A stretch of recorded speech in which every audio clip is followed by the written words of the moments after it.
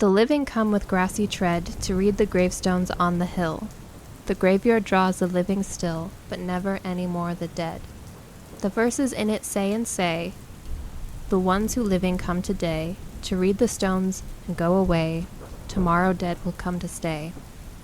So sure of death the marbles rhyme, yet can't help marking all the time, how no one dead will seem to come. What is it men are shrinking from? It would be easy to be clever and tell the stones men hate to die and have stopped dying now forever. I think they would believe the lie.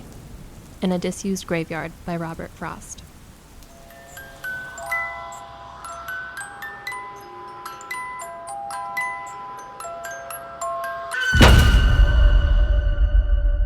Welcome. This is Remnants. I'm Emily. And I'm Kayla. We flipped it out this time. Flipped it up. Flipped it out. How did that go? I don't know. Flipped it around. Yeah. So many conjunct. I don't even know. There's so many new things happening for us right now. Like, okay. So I had to move. We record in my room. I had to move it around because there was ice inside my windows next to where my computer originally was. So we moved it across my room because you all can care and can see it, obviously. I'm saying all this to say that now, because I have an L-shaped desk, we are able to record facing each other so I can see Kayla's beautiful face while we talk. Which is what we've always wanted to do. We wanted to be across from each other so that we can have conversations. Yes, and I can actually talk instead of just being side by side and then awkwardly like glancing over like, meh. So yeah, that was it. That was the really discombobulated way of explaining our new seating arrangement. And we've got the microphone more stable that Emily's dad got us, so thank you. I built it wrong. Yeah, well, we fixed it. Yay! Like, why does it make so much noise every time you move it? Oh, it's because you didn't secure it right, you idiot. But you know what? We learn more and more with each episode. Mm-hmm. And I got really excited because my dad also sponsored this episode because he got me a really fun coffee maker. So I made me and Kayla little boozy coffees with Kahlua. And I made them so goddamn strong that when she took a drink, she's like, it's good. Spaz. I know, so I maybe need to slow down drinking it because make sure I don't start slurring, which is really not any different from my normal speech issues. But I'm trying to finish it while it's still hot because I just imagine it being cold is not going to be good. But then I get like a taste and it's like, it's all good. It's all good. Yeah. So today's episode has kind of evolved a lot. We've had this episode in our bank for a while. Originally, it was going to be about a haunted 19th century cemetery in St. Joseph, Missouri, and it still is about that. Emily and I have investigated there twice. Mm-hmm. But just in our research about this cemetery, it's kind of developed into more about urban legend, and there's also a true crime, murder, serial killer aspect that we learned. So this area has a lot going for it. It does. Not all of it good. Pretty much none of it is good. All of it bad. All of it bad. So we're going to try to get our joy out early in this episode. That's true. It's just going to get somber from here. It is going to be a heavier episode, that's for sure. So, prepare for that. It might end up being our longest episode to date, too. It might be. For now. It depends on how often you let me talk about murder. Sometimes I'm like, Emily is excited because she likes the true crime, and I don't dislike. I'm not as into it. To clarify, we don't like murder. Well, no.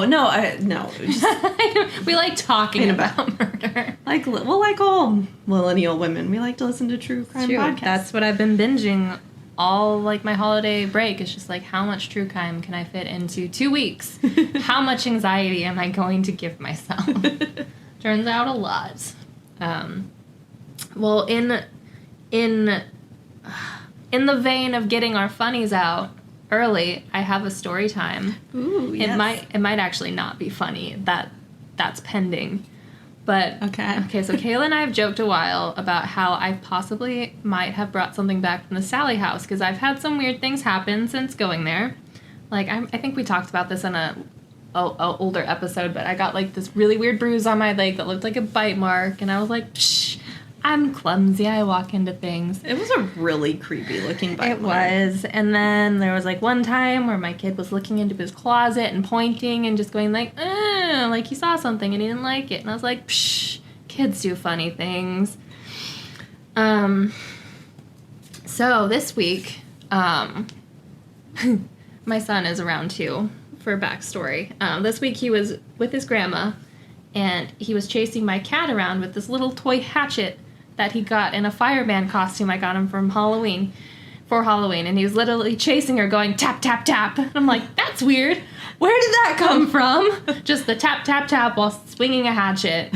Don't love it, but, I thought it was just a silly thing kids do. And then last night, he woke me up around 3.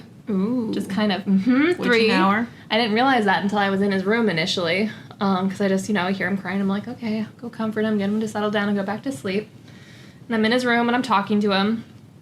And then he, he's sleepy. He's not really fully awake. But he kind of gets quiet and he looks off a little ways, kind of towards his closet. And he's just quiet for a second. He's like, is that tap, tap, tap? And I'm just like, what? No, buddy, there's no tap, tap, tap. And I'm a little creeped out because I know it's middle of the night. And, I always had the creepiness with the stuff that's happened in his room occasionally, just in the back of my mind. But I don't let myself worry about it too much. I just get him to go back to sleep. And he seems relaxed. And I'm like, he's fine. Nothing's scaring him. It's great. And then I leave his room and I go look, at my oven clock as I pass it by. And I'm like, oh, fuck, it's like 3:20. Like, this happened, at 3 o'clock. And it was just like, why? I thought it was 2 when it first happened. But then when I realized it was 3, I was like, I don't like that. Ooh, I don't know. I know. And just tap, tap, tap. It had to be 3. Couldn't be tap, tap, tap, tap. No, it had to be 3 at 3 o'clock. And he had to use a hatchet. I don't know. What do I do? I don't know. We call a priest. That makes it worse. I don't know. Maybe it's just kids being kids. I don't know. That's very coincidental, though. And is it bad? And this just happened this morning? Yes. Oh, my gosh. Yeah, I shouldn't be talking about it this much, but, so his closet creeps me out now. I've got a little child safety lock on it, so Ash can't get in there because I've got a bunch of stuff I need to organize, so I just keep it locked so he can't get in. In my mind, I'm like, this will keep the demon from getting out. You have a salt ring around his closet. I do. That's what I need to do. I need a salt ring. I can get some sage and dance around. Let's do that as the next step before we jump to priest. Ooh. That's what I've got going on. Well, that is, It's kind of like a Babadook situation a little bit. Yeah. Because he goes the dook, dook, dook. Yeah, it doesn't really have a name. It's the tap, tap, tap. Oh my god, I gotta write the scariest story about that. You should. That's how I'm gonna cope. Monetize your drama. I was partially excited because I knew kids do this where they do something really creepy and you're like, I don't like that. Mm-hmm. But it's just you being weird and perceiving the world in a weird way. Hopefully. But you I don't know. I don't want to creep you out more. You have had multiple things happen, but also... And then the baby monitor being a little bit creepy. It's fine. It's fine. All is fine. I'm fine. You can always come stay at Casa Kayla anytime. Yeah, I like Kayla. It's God. Although I sleep so soundly, Lord knows what's going on in my house. Once I'm asleep, it's probably the same thing. The demon's probably like, how am I supposed to scare this bitch? I've been trying to wake her up for hours. She won't wake up. She's just snoring away. I did hear something over the baby monitor once, and I was like, nah, that's time to go back to sleep. And Ash wasn't in his room at the time, so it wasn't like I knew it wasn't him, but... And to be fair, you do live in an apartment, so some of it could just be noises from neighbors. My next plan, if something gets creepy, I'm going to do what they did in The Mummy. And just be like, take the cat. I'm going to scare away the thing with my cat. That's my plan. Yeah. This place is cursed. Yeah. This is cursed. I'm going to leave that. I don't know. Do you have to, give anything to apartment complexes when you move out? Report damage? I'm like, I got a demon in the closet. Yeah. Later. Peace out. Anyways, that's my story. Well... Your apartment might be more haunted than the cemetery that I'm going to talk about. It might be. That'll be, give it a couple months and we'll do an episode on my apartment. We'll update you guys. Although this is actually a thought I've always had, all these ghost shows that come in. Basically, they stir up trouble and then they're like, peace out. Peace. So I've always thought about that, especially like Ghost Adventures in their later seasons. They do a lot of houses and they're like, yeah, we're going to come in and fix it. I'm like, you don't freaking fix it. You just go in and stir up trouble and then you're like, peace out. So anyways, I wouldn't want to do an episode on your apartment while you're living here because it's true. We might just stir shit up and then it's worse. Yeah, no, I don't want to do that.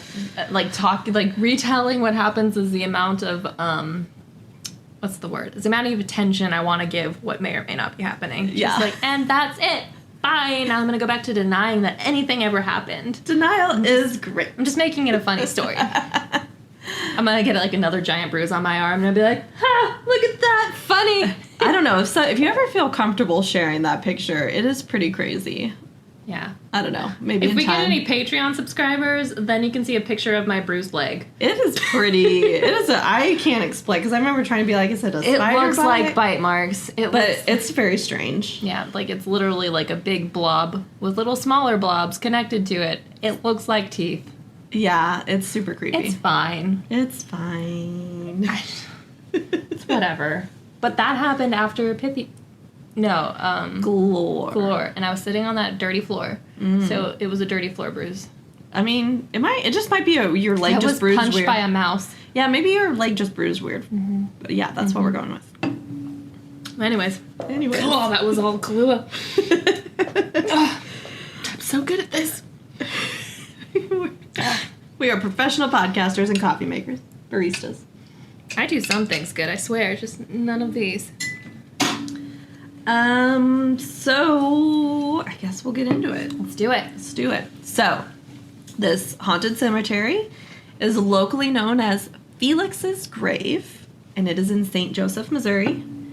It is actually in the Sunbridge Hills Conservation Area. So it's kind of not funny, haha, but it's like this nature place, and there's this trail, and it's like this dense woods that sits on the bluffs that overlooks the Missouri River. And then there's just this little abandoned cemetery, just literally right off the trail, a few steps. When Kayla took me, like she said, we went twice, and the first time we went was in the summer, blazing hot, full of bugs. Ugh. And I'm like, where the fuck are you taking me, Kayla? She takes me to the weirdest places, and she's like, I swear, I know where this is. I know. Then we're lost for an hour trying to find it, and then we get here, and we have to hike. And it's Missouri in the summer. Yeah, we really need to stop hiking. Because I did get a tick on my arm, and I freaked out. She was wearing leggings that had tick-sized holes in them. Millions of tick-sized holes, and she was like, shit. I am an idiot. It was amazing. Yeah. So Ty, I'm probably getting ahead of myself. This episode, I hope, is not too chaotic because there's just a lot we want to talk about. But we tried to keep on hiking. So the cemetery is not too far from the parking lot, maybe quarter of a mile. So it's not too far. But if you continue on, supposedly is where you can find these caves where satanic stuff happened in the 80s. And I have yet to make it far enough to these caves. I have tried numerous times, and I don't know if I just can't find them. But anyways, that was part of Emily and I were trying to hike further, and I don't know. I was I panicked. I was like, nope, it's too buggy. Nope. Yeah, it was. And then we went to this other. What's the park called that we went to? Oh, Krug Park. That place is creepy. But then she found the tick on her arm there, and then we spent 20 minutes trying to find this tick that fell off into her car. Oh, you sprayed it with an entire can of off. Well, I think the off, this is a promotion for off. It works really well because I had sprayed, before we went hiking, I had sprayed my entire body. I'm like, well, if I get cancer, at least I won't have a tick bite. True. I mean, if you're to pick one thing. And that tick, it literally fell off my arm. It was it slid off my arm. So I think the off works, but then it fell into my car and it was still alive and it was slowly crawling. Just, so then we were freaking out. I was like, oh my god, where is it in my car? It's probably still in my car. I mean, it's dead by now, I'm sure. Tick corpse. Anyways. And I forgot about that. It just reappeared, that whole scene of just shh. We got back to your parents, just a fog of off. Yeah. You got us both sick that day. Yeah. But that tick had it coming. Yeah, it did. Then we went back in November, and it was, no, December. Yeah. December. Yeah. It was so cold. We didn't last very long. So we haven't found the perfect time to investigate outdoor. We either go in the dead of summer or it's really cold. And so then all of our EVP recordings is just... Yeah, and lots of swearing and just like, we done yet? Yeah, and my heavy breathing because it's so freaking cold. Like I said, it goes, no, it's just me. It's just me. Again. Yeah, so that's how that went. Anyways, we are... Woo. Sorry. No, it's me too. A lot of sugar and... Sugar and Kahlua. And caffeine. It's a great mix. So Felix's grave... So those of you listening or people that grew up in St. Joseph, Missouri, it was a big teenage hangout in the 70s and 80s. And that's how I heard about it because my mom used to go there in high school. And she took my dad one time and he didn't even make it very far. He was like, nope, not about that.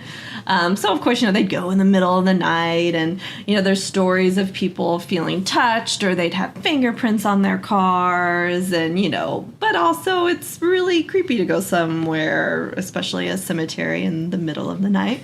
Right. Especially because didn't they already know all the legends about it at the time? Like those existed simultaneously, right? Well, yes, I think they probably came out because of all the hanging out in the 70s and 80s, and that kind of backs into then the satanic panic that happened in the 80s, which we'll talk about later. But so yeah, the cemetery, it just, now that I've actually been 3 times in my life. Braggart. Yeah. And I'm not sure how haunted it is. I think it's more grown out of urban legends and just, teens being there and partying and sort of scary stuff is happening. But when I went in 2012, I did capture a weird sound that the group I was with, we did not hear at the time, and it's pretty loud. Our sister might record something. Tell you what, we'll leave you up here. We'll be back in a few hours. Okay. Like they do with Zach.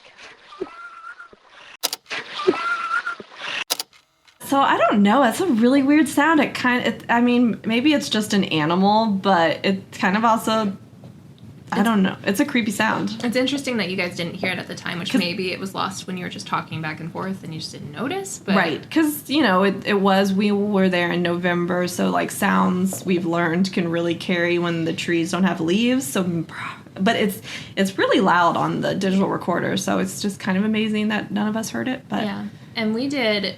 I don't feel like it's quite as good, but when we went the first time, we were recording, trying to catch EVPs there as well, and we did get an interesting, bell sound. Mm-hmm. And I don't really feel like it's compelling enough to really include in the podcast, but it was interesting because... Maybe we'll make it part of our Patreon content. Yeah, bruises and bells. But yeah, it didn't really sound like a bird or anything. It was just this weird sound. But then again, like you said, is it just stuff carrying from the city? Because when we went in December, we could hear trucks backing up and things that were happening in the city miles away. Yeah, so it could be anything. Yeah, but I just thought it was compelling enough to share. I don't know, it's just a weird, very loud noise, and I don't know if there's any zoologists out there and you're like, oh, that's totally a such and such animal, then maybe it's a Bigfoot. Yeah. You got Bigfoot and they sound a bit like little sheep or something. Right, yeah. I don't know. Imagine if that's how Bigfoot sounded. So I guess I can go into some of the urban legends about Felix's grave before I get into then the actual history about it. And actually, in my research, I think we finally know who Felix is. But I had come across a Facebook post that shared text from the Missouri Western State University College paper. So that's the local St. Joe University. It was the Griffin News Halloween edition from October 1998. The article included several urban legends gathered from locals. But of course, none of these can be verified true or false. The definition of urban legend. Disclaimer. The article states that one story is that a A man with the last name of Felix killed his entire family. God. He allegedly murdered and buried them in the woods. He then called the police to his house, shot himself, and left a detailed note of what he had done. And then, according to this version, the last family member he killed was a baby, and the child's cries can still be heard in the night coming from the hills. So, I don't know, maybe that's what I captured. I didn't hear that story. That one's terrifying. And I'm like, what a detailed, awful That is very story. detailed for... I guess that's how it goes. Like, there could have been that creepy house, and they're like, that's his house. That felt very Amityville Horror-esque. Another story on Felix's identity was that he was killed in an accident while driving to his home along the river bluffs late one night. His car was found in a ditch alongside the road, but his body was never found. His wife had a memorial erected at the site, and legend says that on a clear night when the moon is full, you can see the glowing marker floating among the trees. Sorry, that one's funny. Yeah. Just like, oh. And my mom says, like, when they went, you know, in the 80s, there was always the legend, because, so I guess the headstone, it was stolen sometime in the 80s, but my mom's recollection is that all it said Felix in 99 years was all the headstone said. So there was like, was it a cat? Was it a man? 99-year-old cat. Like, you know, just how urban legends grow. And so... I still like the cat one myself. Yeah. I like the idea. Well, maybe they converted it to, like, you know, human years. Like, he would have been 99 years old, but he was 17. Yeah. But, so it's kind of, if you go there now, you're not going to find a grave named Felix, but that's locally what it's known. It was originally known as the Worthwine Lilliger Cemetery. And it's actually, I can see why the Lilliger family chose that as their resting place, because it's very beautiful. It is. Sadly, the cemetery is pretty damaged and not taken care of. Ooh, so sorry. Not taken care of nowadays, but it like overlooks the Missouri River, and it's very pretty. Yeah, it's a beautiful spot. And the graves all date from the late 1800s to the early 1920s. And according to city records, Joseph Lilliger, who was the patriarch, was a farmer in Buchanan County who immigrated to the United States in 1853 from Germany and settled in St. Joseph in 1858. He married a woman named Elizabeth Worthwine, and, you know, this was their family plot. So, like I said, so most of the graves there they bear the name Lilliger or Worthwine. So you will not find a Felix name, and so when I was doing my research, I came across a Find a Grave website, and there, so really someone else did the research, I didn't, but I found it, and I'm going to share it. That the answer to who Felix is not lost to time forever. So according to this Find a Grave and the attached newspaper articles, and there's even a death certificate. Wow. His full name was Felix Eberla, Eberla, E-B-E-R-L-A. L.A.? E-B-E-R-L-A. Can you say he was a German? Yeah, he was German. I don't know. We'll have to ask somebody who might have better... Anybody who has any idea of German pronunciation, how would that be pronounced? I would say Eberla, but I doubt that's it. Yeah. He was born in, now I'm going to butcher another name, Baden, Germany, on January 14th, 1847. And he died in St. Joseph, Missouri on September 2nd, 1946. That means he died at the age of 99 years old. The newspaper article says he died at St. Joseph's Hospital after falling down a flight of stairs in his home at the age of 99. That's very sad. He lived at 407 and a half Edmond, and his neighbor was Rachel Lilliger Ringer. He never married, had no children, and no relatives. But perhaps because his neighbor was a Lilliger, maybe he was friends with them, and so with the Lilliger family, and they were like, well, since he has no one, we'll just bury him in our family plot. That's kind of my Which makes sense. assumption. Especially back then,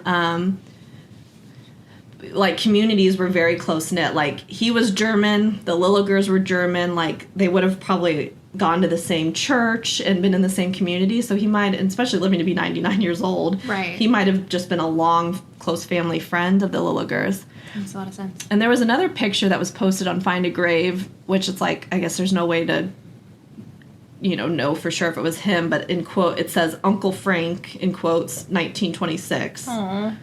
So or Uncle Felix. Frank, oh my God. Uncle I was like, that must be his nickname. Uncle, this is why I need to look at my notes. Uncle Felix. Oh, Uncle Frank. Yeah, he had a nickname. Uncle Felix in 1926. So maybe they kind of thought of him as a, sort of really uncle. Sweet. Does seem very plausible. So I think it seems very plausible that More than a 99-year-old cat at the very yes, least. or these crazy stories of someone who murders their whole family and Yeah. Oof. but so yeah, I think the identity of Felix's grave is probably this Felix Eberle, Yeah. who seemed to know the Lilligers, and that's also makes sense why his gravestone would have just said Felix and like his age, because they wouldn't have paid money for more than that. We're gonna get you a plot, but you're just getting the first name on your Yeah, sorry, on your bud. headstone, bud. Just be happy we didn't say Frank. Yeah, at least we spelled your name. I mean, you think they could have at least included a last name? Yeah, they're like, nah. Nah, Felix is good. God. Poor Frank. Felix. I know. Now I'm gonna get you. That's really renaming this place Frank's Grave. Yeah. But, and also in my research, I also found this a newspaper article. So what could kind of go along with the urban legend, or maybe why the cemetery is haunted. In 1980, Elizabeth Lilliger's grave was robbed, and a liner and mattress from the casket were recovered. But according to the St. Joseph News Press, investigators never found Elizabeth's remains. And there was a lot of speculation about the incident, ranging from just adolescent vandals to, that satanic cult, but nothing came of the police investigation. So, I don't know. A disturbed, desecrated grave is a recipe for... Which that cemetery is just so poorly maintained, and with all the stories surrounding it, like, I feel like the city not really maintaining it in any way and just leaving it there, and then all of these legends existing is just inviting people to desecrate that spot, because I mean, even when we went last, there were like remnants of like melted wax on top of some of the gravestones. So it was very clear people had been there, and no matter what they were doing, it likely was just innocent, but still people are there because it's just, people love creepy things like that, especially to go do nefarious teenage things at night with and candles. especially like in a smaller town. I mean, St. Joe's not super tiny, but it's like 80,000 people. But it's like, I don't know, what do you do on a Saturday night? Yeah. That's free. Go get crazy at this tiny little cemetery. But it is kind of sad. So, I mean, when my parents went in the 70s and 80s, that wasn't part of the city. It was just, well, I guess it was probably city owned, but like now it's a part of a conservation area park. So I kind of wish the park would clean it up a little bit. But like back then, it was just anyone could drive up, and it wasn't really, it was just land. Yeah, I wish they would.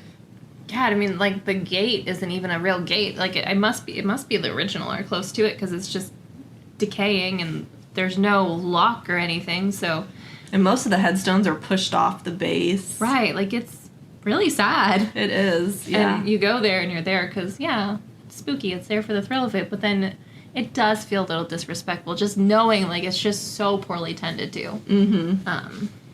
So I don't know. I feel like it's interesting. Yeah. But yeah, it's just crazy, the urban legend that's grown, especially now that the Felix headstone is gone. It's known as Felix's grave, but there's no Felix headstone. And there's also this story that in that cemetery, there's a witch buried under a tree, and her sister, who was also a witch, was buried at another cemetery under a tree across town. And wasn't it like she was hung from the tree and then they buried her under it? Yeah. Which is just like the biggest stereotypical urban legend ever. Like, the town witch, we hung her and buried her, and if a virgin lights the black flame candle on Halloween, she'll be resurrected. Yeah, and her sister across town. You must do it at the same time. Yes, exactly at the same time. Oh my god, we should do it. Yeah. I guess I got to do some digging into the urban legend files because I don't know what other cemetery the other witch is buried at, but. We're just going to have to, that'll be our first live event. Yeah. We're lighting these candles at the same time at a tree that may or may not be on top of a dead witch. Who wants to volunteer? Everybody, just go to every tree in St. Joseph that's by a cemetery. Yeah. We'll get it right. We'll get it right one of these days. Oh my God.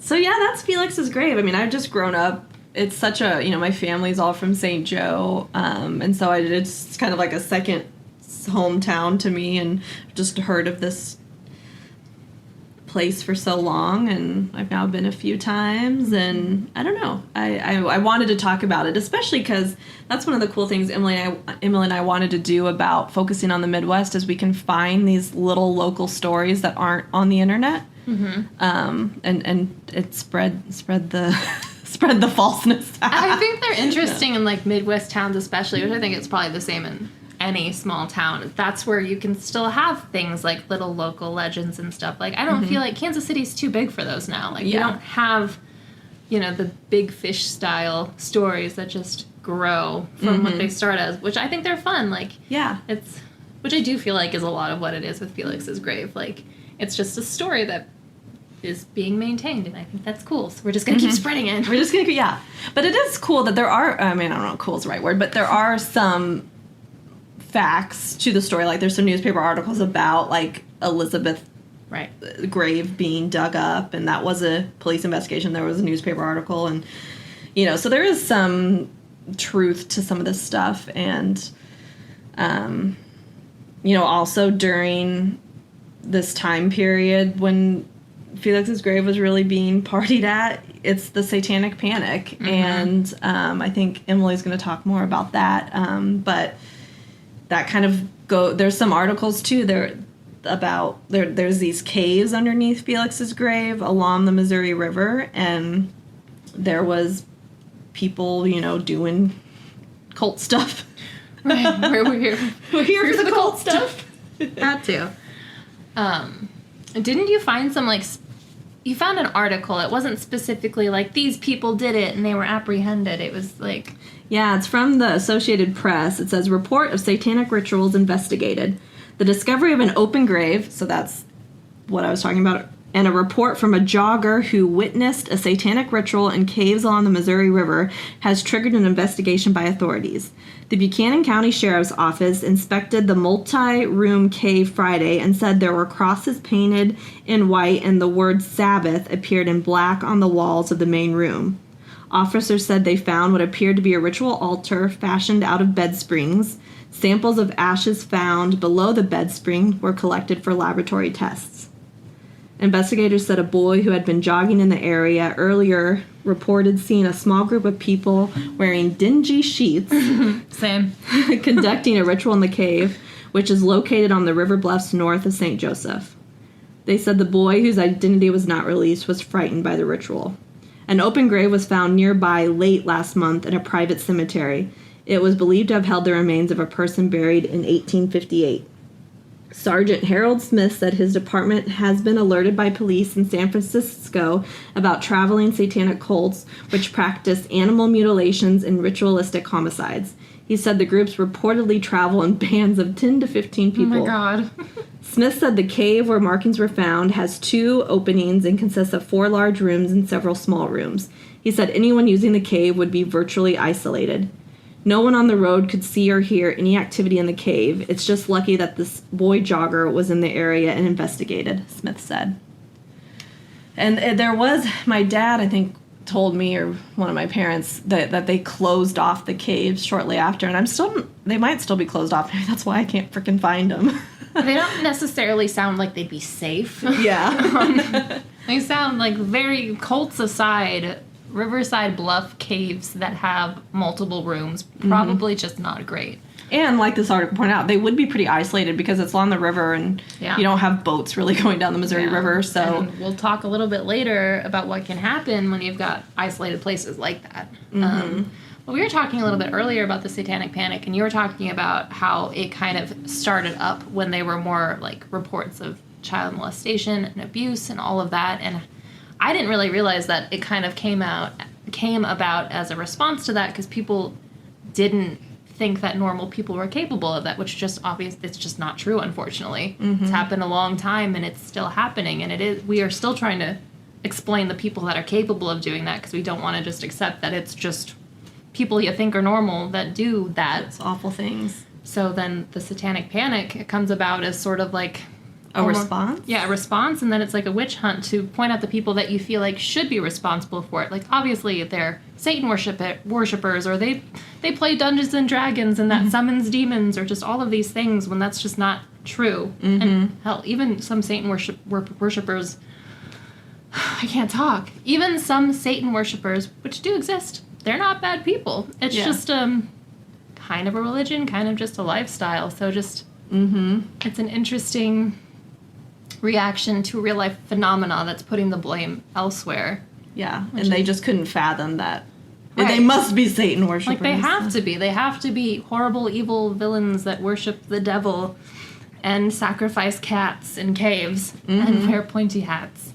Yeah, and that doesn't mean that there weren't small groups doing this stuff, but the large scale that they claimed the satanic worshiping, the roaming bands of 10 to 15 which there were ritualistic killings. Like, they did happen, just not quite as largely as was being reported at this time, like to the point where it would be plaguing every single small town. Right.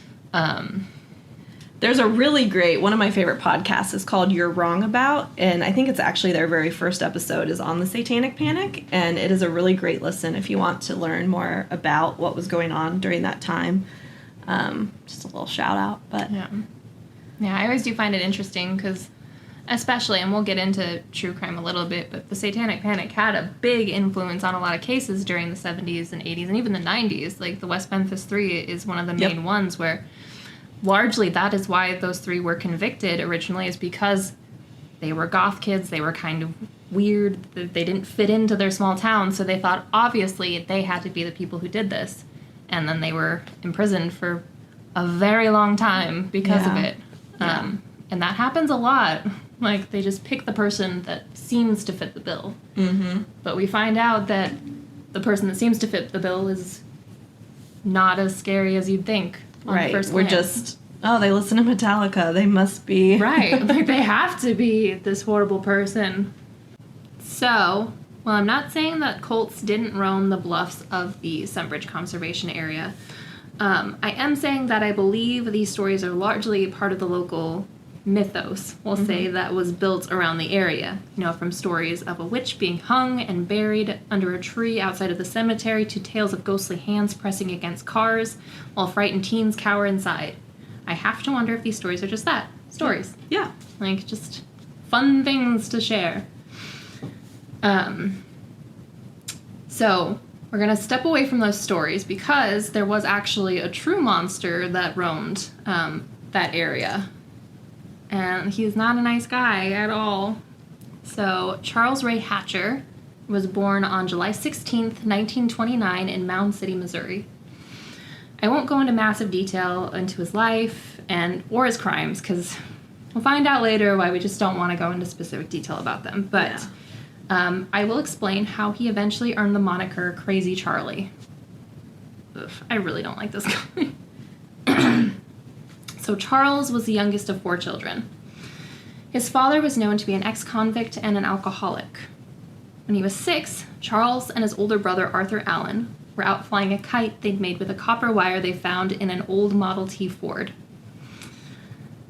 Arthur Allen was passing the kite to Charles when the wind pulled the wire into a high-voltage power line.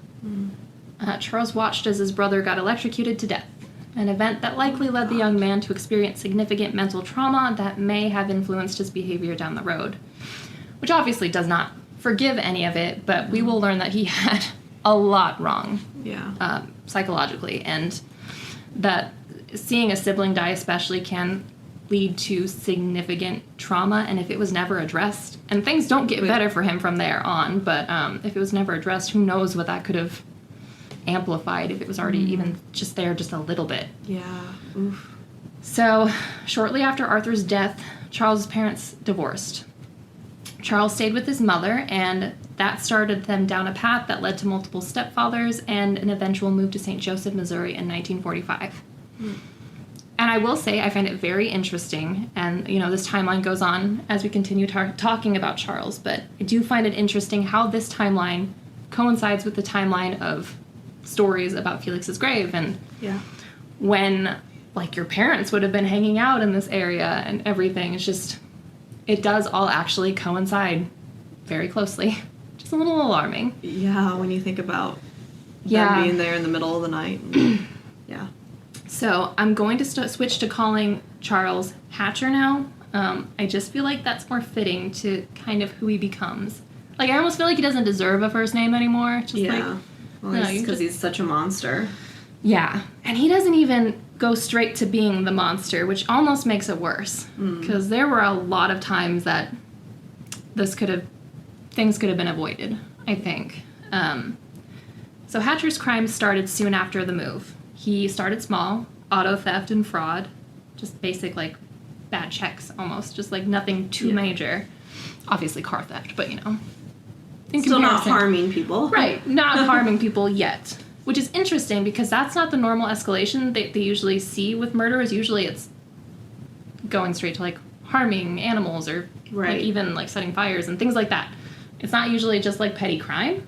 But I did hear somebody, I was listening to a podcast kind of about him while I was making my notes, and while it's not necessarily psychologically what people tend to look for when, seeing what might have triggered somebody to start committing crimes against other people, if you get away with something long enough, you start building a confidence that I got away with this, I can get away with whatever I want to. I can get away with murder. Yeah. Yeah. Okay, so the auto theft and fraud saw him in and out of jail 6 times between 1945 and 1959. 6 times. Just in and out. So you can see how this could start a trend for somebody where you're like, well, I've done this. I know what happens. Why should I stop? It's not a big deal. I can get out of jail again. I've done it before 6 times. Yeah. So the nature of Hatcher's crimes then escalated after this period. He was 30 when he attacked his first victim. 16-year-old newspaper boy Stephen Pelham was Hatcher's first actual victim. Hatcher attempted to abduct Stephen while threatening him with a butcher knife. Luckily, he failed and was later arrested after being stopped in a stolen vehicle. So this was his first victim. It was an attempt, and it failed. But this did not dissuade him from future attempts, unfortunately. Or keep him from being incarcerated. Correct. Hatcher went back to the Missouri State Penitentiary for a 5-year sentence. It was while incarcerated that Hatcher committed his first murder. Oh, in prison? Yeah, in prison. On July 2nd, 1961, an inmate named Jerry Tharrington was found dead in the prison's kitchen. He had been raped and stabbed. So there was never enough evidence to truly convict Hatcher for the crime. However, all circumstantial evidence pointed at him being the actual suspect and the guy who did it. And there was something about he was the only person missing from his kitchen shift that day, and just everything fell into place where it had to be him, but obviously at the time they couldn't get DNA evidence or anything to specifically. Just the amount of things people used to be able to get away with just 30 years ago, even less than that. It's amazing. It's just But anyways, he was arrested after a failed murder attempt, and then he succeeded in prison. Hatcher was sent to solitary confinement for the murder, and while he was there, he wrote a letter requesting psychiatric help. He requested it. It was denied because they thought he was faking. Which he might have been. We find later he does exaggerate things, but I wonder, was he asking for help at that time? And could they have been stopped? Because what was he really going to get for proving that he was insane at that time? Because he was released on August 24th, 1963 after serving a reduced sentence. So he wasn't really at any risk of anything worse happening. Maybe he literally wanted help, because he does later say that he was hearing voices and all of this, and everybody said he was exaggerating. And, the adult onset schizophrenia, so he said he started at 30. Like, a lot of times that's when Like, it adult onset escalated. schizophrenia starts, is in your late 20s, early 30s. Which I, truly believe that he could have been playing up a lot of things. He does see a lot of psychiatrists. He does get help, we'll say, but they failed in a lot of ways with this person. And, I feel like it would have been interesting to see what had happened if he'd actually gotten help at that time. Yeah. And who knows, maybe he was faking all of it, and maybe he thought he was going to get the death sentence for committing that murder and that rape, but he had a reduced sentence. Yeah, it was like the opposite of what happened. And That's obviously insane. they couldn't actually prove it, so he wasn't found guilty for killing that man. Yeah. But it was kind of one of those things where, everybody knows. They just can't prove it enough to convict him for it. So, Hatcher, after his release, moved to California, where he lived under the alias of Albert Price, because that's something you could do back then. You could just move and be a new person, and nobody knows what you did. Yeah. And you can't really trace them. That would be, impossible now to maintain. Yeah, you could not go. Not easily.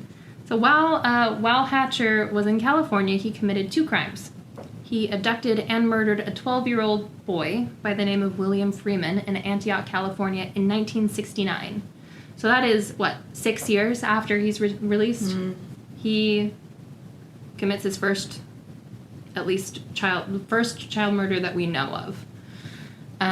After that, he abducted and assaulted a 6-year-old named Gilbert Martinez in San Francisco, also in 1969. Gilbert did survive this attack, but this was the attack that got Hatcher, at the time, going by Albert Price, arrested once more.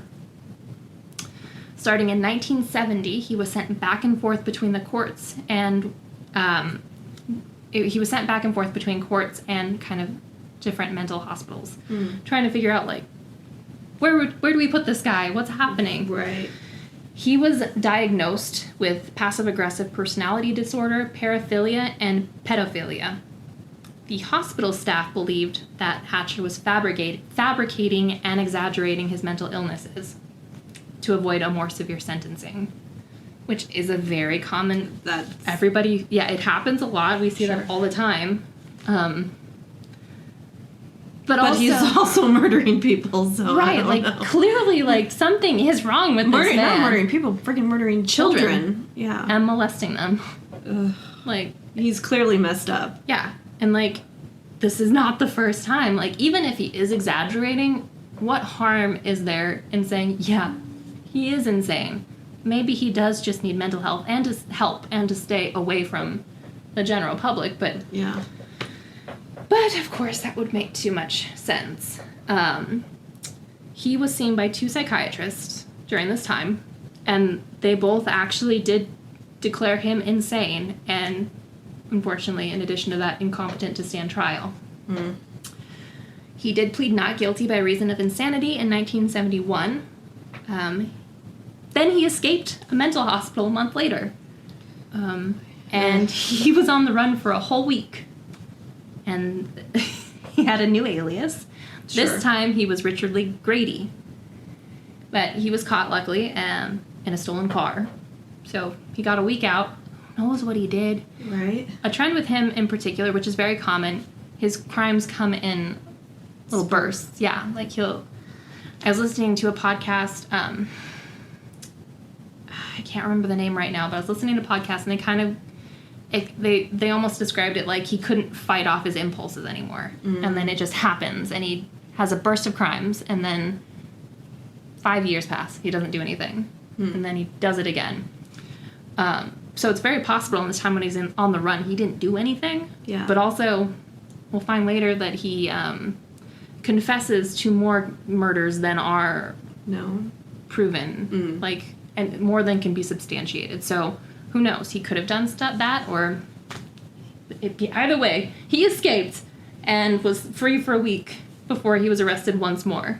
And is this in California still? He's still in California. In 1972, Hatcher was transferred to San Quentin State Prison, where he was set to stand trial.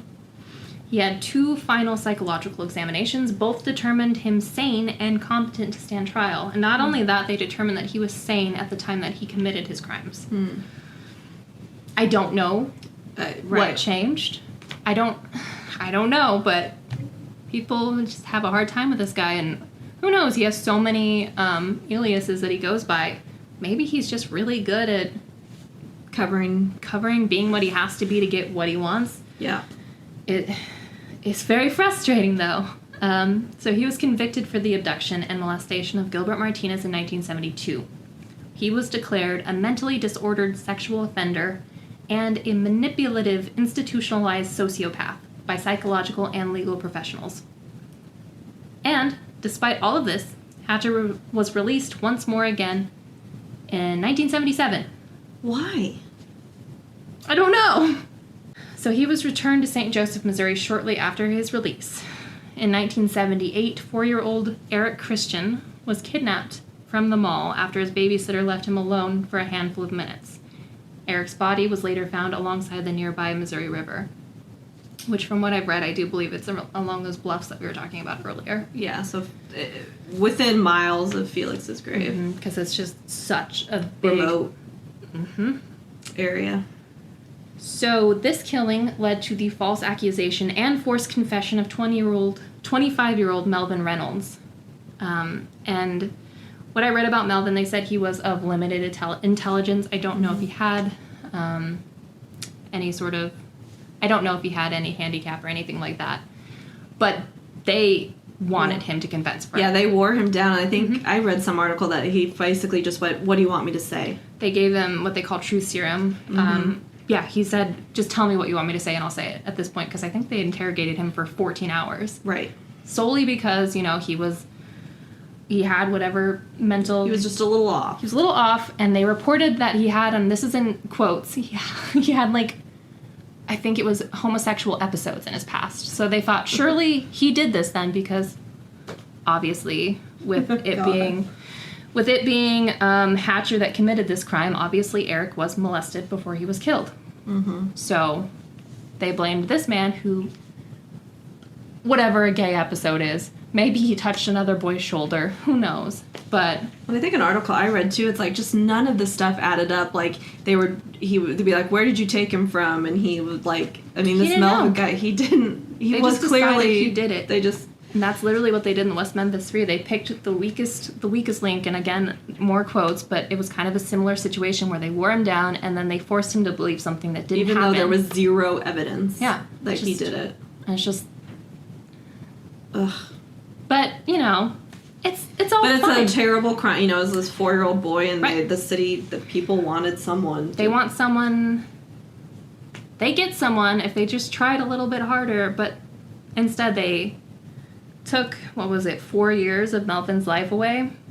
So Melvin Reynolds ended up being in prison for 4 years for this. He was released after Hatcher finally confessed to his crimes. Unfortunately, Hatcher didn't confess until after he'd taken one more life. And this was not that long after Eric was killed. 11-year-old Michelle Steele had been beaten and strangled and left alongside the bank of the Missouri River after Hatcher had lured her away from town with the promise of candy. She, apparently what had happened is she told her mom she was able to walk to her dentist appointment on her own, and she did that, and she left, and the appointment had gone really well. She had no cavities. She was very excited. And Hatcher saw her leaving the dentist, asked how it went, and when she said he had no cavities, he was like, that is such a good job. Let's get some candy to celebrate. And she went with him. Ugh. And he took her to his car, and she tried to say, no, this isn't a good, I don't think I should do this, but he was like, no, I'm just going to take you to the best candy shop there is. And then he drove her to the bluffs, and people saw them together. Hikers saw them, but it wasn't enough to save her, unfortunately. Hikers found her body the day after she first went missing. This happened roughly 2 months after Hatcher had kidnapped and murdered Eric. So to have 2 child murders in a somewhat small town. Yeah. Ugh. But obviously Melvin was in prison, so... He was, and apparently that didn't help him. They did, I mean, it just kind of went with the amount of, with the way trial times fell, like, they couldn't necessarily just release him because he'd already been convicted. Right. So they still had to get Hatchers, all of that stuff done, but it's still just like... So what's the timeline? So Hatcher murders Michelle, but then when does he confess? So Hatcher was arrested the day after Michelle was found. Oh. He was convicted for her murder in 1983 and was sentenced to life. Hatcher requested the death sentence, even going so far as to confess to 16 other murders. But like I mentioned earlier, only I think it was 3 or 4 of those, which are the ones we discussed, could be substantiated. So everything else he might have done, or he was just desperate To be he given wanted the death penalty. But his request for death was refused, leading Hatcher potentially to take matters into his own hands. He hung himself in his jail cell 4 days later and was officially declared dead on December 3rd, 1984. I didn't see this, but Kayla said she read an article that said that his hands were tied behind his back when he was found hung. Which then he wouldn't have been able to hang himself. Right. It's interesting, because it does seem like he wanted to die, but he also... Who knows with him, because he's so good at getting out of prison and escaping. Maybe he thought he could have gotten out, or maybe... When he was back at Missouri State Penitentiary in Jeff City, right? Yep. Jefferson City. So, maybe, because he was in his jail cell, so you'd think it would have had to have been a guard. Maybe this is somebody who knew him From previous... because he's been in and out so much. Yeah. Or they also just... They say, like, prison, they do not like child molesters and child killers, so... And he was, I mean, honestly, if people killed him, oh well. Yeah. I mean, I don't see a problem with that. I do feel like they were denying him the death sentence to punish him because that's what he wanted. I would kind of take it that's why, because I think Missouri has a death penalty. It's yeah, which I do get that point. As long as he was sentenced to life and he had, I think it was 50 years to parole, and by that time, like, that was, regardless, that was a death sentence for him. Like, if he had 50 additional years before he could even ask for a resentencing, like, I mean, I don't know quite how old I think he was in his 50s by then anyways. I mean, at least thank God he confessed, because who knows how much longer Melvin Reynolds? Yeah. How much longer he would have been right wrongly imprisoned. For 4 years after they literally just warmed up. The amount of times that happens is just so frustrating. And it didn't even take, it was like a 2-month period, because, 2-month period, because Hatcher was arrested the day after he killed Michelle. Now, was he arrested because someone saw, like, because they saw him with Michelle, or I think I had read somewhere, like, he tried to turn himself into the St. Joseph Mental Hospital and was, like, confessing? Is that... Yeah, I believe that's what happened. Okay. Which is, like, I feel like he did that a lot, so I'm very curious, like, how much of his mental health was he exaggerating, or how much... Or is it multiple personality type thing, or... Like, he said multiple times that he was hearing voices, and if, like you said, if it was late onset schizophrenia, like, I don't know, but... It's just tragic. Yeah, it goes back to the wanting to explain something that's just horrible, and maybe there isn't an explanation other than this was just a really bad person. Yep. But that is the story of Crazy Charlie. So let us know if you kind of liked us talking about true crime, or... I know I love talking about true crime, but... I mean, we're still going to be a paranormal podcast, so... Right. But, you gotta expand. Sometimes they overlap. Like, I think that's why this episode, there's a lot of overlap between the hauntings and the urban legend and the freaking serial killer. Like, there's a lot of connections. Yeah, it's, Yeah, I'm gonna be glad to be done talking about this guy. I know. I felt like when I first saw this and I sent it to Emily, I was like, we do not have to talk about this, but... because it's children, but it's also something that I think this case in particular, and cases like this, are good to talk about, because these should be things that you learn lessons from, and be like, if somebody is having this pattern of behavior, and literally asking for help too. Yeah, like I have to believe that was genuine at some point, at least. Because Yeah. at the very beginning, when he first asked for help, I don't really think he would have benefited any other way than getting mental health help. Yeah, even if he was exaggerating, who cares? Like, Right, like he could have actually been afraid of these impulses he was getting, but then Yeah. he got away with it. So then those impulses took over more and more. that's kind of what I feel from that, but Yeah. maybe I'd have to do more research to be like, no, never mind. I mean, obviously it doesn't forgive anything he did, No. and I still feel like he deserved what he got, but maybe it could have been avoided is more of the point. Yeah. Which, well, I guess we see that's gonna happen. It happens again plenty of times with other criminals. So Yeah. that's it. That's all I got. That's all I got. Well, that's a lot. Yeah, I know. I was like, how do we end? I it know. How now? do we end this? Yeah, we got so. Do we have any funny stories to end this on? Funny stories. It's New Year's Eve. It is. So yeah, that's so. Thanks for listening to and for the support of our podcast in 2022. Yes, thank you. We've got big goals for 2023. We do. We're gonna try to do a little like mini vision board powwow. Yes. Before the end of the year, figure out what we're gonna do with our lives. I know we could play. In our true fashion for a podcast, we had a lot of technical issues when we were setting up. And it took us a long time to get everything working again. And we recorded our moment of victory, and it is glorious. And I think glorious. that is how we should end this episode. Let's end that way, yes, because it's glorious because we might have had a filter on our voices. It's amazing. Do we have any of like our important shout outs that we have to do? Like find us on all of these that's things. true. Our Instagram is @RemnantsPod, and that's where we post pictures and video as we're trying to get better about videoing ourselves. Yeah. Please leave us a review. Thank you to Chris for giving us a review on Apple, because that, we don't want false praise, but, or do we? I do. But that's how people are going to find us, is if you guys could we would so appreciate it if you can just take the time to write a little bit about us, especially on Apple, because I think I've read some stuff that kind of which makes sense. They kind of bury, there's so many podcasts out there. So until you start having more ratings and reviews, then they kind of unbury you. God. So that's like stressful. Like, oh my God, we're so buried. We're so buried. Please leave us reviews. Yeah, so people can find us.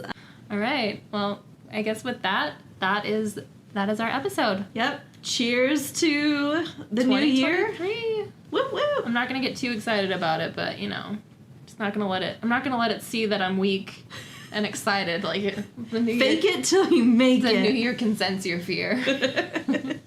And with that, here is our fun little victory recording. Yes. Enjoy. Hello.